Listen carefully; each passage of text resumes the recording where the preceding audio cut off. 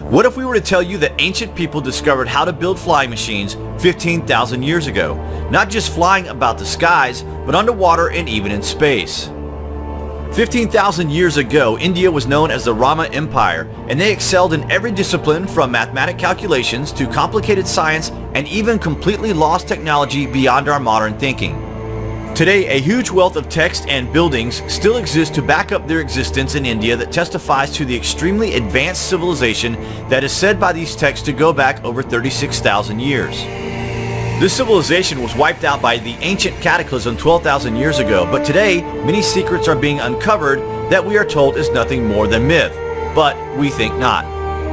In 1923, blueprints were published using the Vedic text showing a flying machine called the Vimana from the Rama Empire 15,000 years ago and how it would fly. But there are pockets of evidence from around this time period suggesting that airships were designed and built in Europe as a direct result from this ancient information. Only now are we beginning to understand the ancient empire and their stunning achievements before the ancient cataclysm of 12,000 years ago, which ended their civilization. Wait till you hear this. Okay, so according to modern history, a couple of French guys first put humankind in the skies with the invention of the hot air balloon in 1780. This was followed 120 years later when the Wright brothers made their first successful flight using a gas-powered engine. This literally changed the modern world forever, but these were ancient inventions that we have only rediscovered in modern times. We know that sounds crazy to most people. We have been deliberately educated in such a way that makes us completely ignorant to ancient history.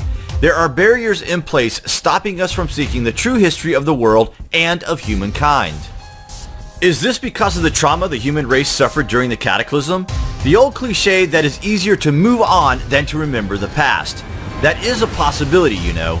Anyway, Indian texts state that the Rama Empire over 15,000 years ago developed air flight and anti-gravity technology. The Indian Sanskrit epic tale handed down for generations called the Ramayana is an epic poem that may actually be an actual historical account of the ancient war between mighty beings elevated as hero gods. The Ramayana mentions numerous flying machines called Vimana, which rained fire upon the cities of the empires of the prehistoric Indian kingdom. UFO researchers and even rogue scientists propose that evidence exists that man had already developed anti-gravity technology, with some accounts of a battle on the moon between warring factions of two mighty ancient Earth empires. All of this ancient technology was lost when both sides, the Rama Empire and the nation of Atlantis, used weapons of mass destruction to plunge the entire world into a cataclysm, resulting in the legendary sinking of Atlantis, and in Vedic Sanskrit lore, the annihilation of the Rama Empire via atomic warfare. This would fit straight into history and explain a lot about the lost history on Earth, but for now we are still being force-fed historical lies. The account of these ancient flying machines has been reduced to hand-me-down religious epic poems over generations. An account that has been mostly ignored until science and researchers of this age began to realize that all of the world's mythology may actually be an accurate description for actual world events during ancient times. Traditional archaeologists and historians wrongly subscribe to the idea that technology developed at a slow pace over time, have preached that there were no such things as aircraft in prehistoric times. Even NASA is picking up the slack. They are working on an ion engine which uses a stream of high-velocity electrified particles, technology similar to ancient mercury-powered ionizing engines of the Vimanas, but using today's knowledge and engineering. Ancient Indian Sanskrit texts have extensive and extremely detailed descriptions of flying vehicles used by godlike heroes to travel their kingdom, as well as flying temples waging war against another rival kingdom, the Atlanteans. The Ramayana and other Indian Sanskrit epic poems have been relegated to mythical status by historians rather than accepted as a crude but accurate account of flight and gravity control technology and war histories of two highly advanced ancient civilizations.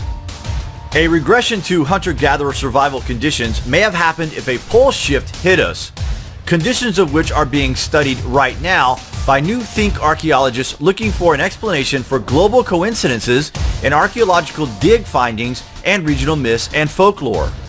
In 1875, the Vaimanika Sastra, a 4th century BC text, was discovered in a temple in India. The Sanskrit text detailed ancient Vedic flight technologies for the operation of Vimanas, including instructions on steering the aircraft in air, underwater, and in space, what precautions to take for long flights, and protection of the airship from storms and lightning. The Vaimanaka Sastra even details how to switch the drive back and forth from solar energy to anti-gravity flight power depending on flight conditions, containing 8 chapters with diagrams describing 3 types of Vimana aircraft, including working mechanisms that are not vulnerable to fire and never break down, plus all the 31 essential parts of an airship and 16 specifically forged materials from which they are constructed. The Vedic text was much sought after document even by the Nazis during their time. The Rama Empire aircraft vehicles are built and designed to absorb both light and heat as power source and for stealth flight. With the cataclysm sinking the Atlantis and wiping out the Rama Empire's major cities with atomic weapons, the world endured a few thousand years of post-apocalyptic Stone Age existence. We are slowly warming up to this idea as fact, and we may even one day uncover how to replicate this lost knowledge. We told you the truth may be stranger than you think.